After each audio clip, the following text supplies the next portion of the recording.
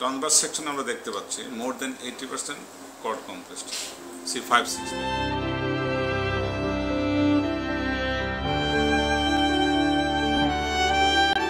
মানে আমার এই গায়ের সমস্যা, এমনকি গায়ের থেকে পায়ে আমার সমস্যা, আমি হাঁটতে পারি না। একজনের সাহায্য নিয়ে আজকে আমি হাঁটতে হয়। আর হাতে কোনো সমস্যা হয়? হ্যাঁ, হাতে সমস্যা হয়, মনে করেন যে মানে ইয়ে দিলে আসে, আঙ্গুল বাঁকাইও আসে, তারপরে ইয়েতে হাতের আঙ্গুল বাঁকায় আসে। জি জি। আচ্ছা, দেখি আমার হাত দুটা দেখেন তো। এই যে আমি ধরতেছি, আপনি টের পাচ্ছেন তো? হ্যাঁ, টের পাচ্ছি। এই অনুভূতি দুদিকে দুই রকম না একরকম? এইটা একরকম, এইটা বাম দিকে একরকম। কোনটাতে কম কোনটাতে বেশি? এটাতে একটু বেশি, বাম দিকে একটু কম। আমার হাতে চাপ দেন না একটু জোরে, যত জোরে পারেন আপনি চাপ দেন। আপনি চাপ দিতে পারেন না? চাপ দিতে পারেন। কোনো শক্তি নেই হাতে? শক্তি নেই। এটা কোনো শক্তি নেই না? জি না, জোরে ধরেন। না, শক্তি আপনি ধরতে পারেন না বেশি? জি না, শক্তি নেই। তো আপনি ভাত খেতে পারেন?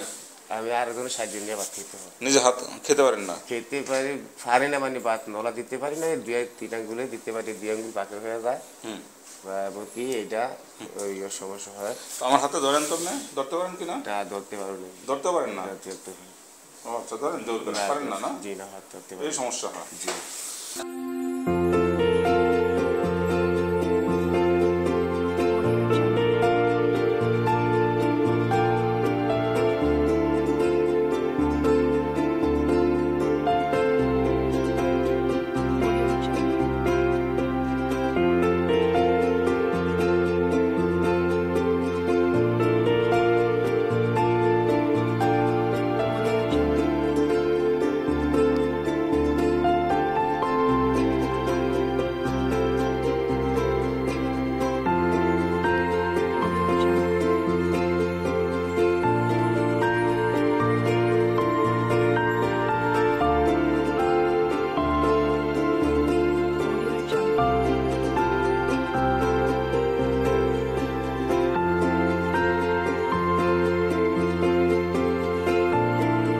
চাপ দেন।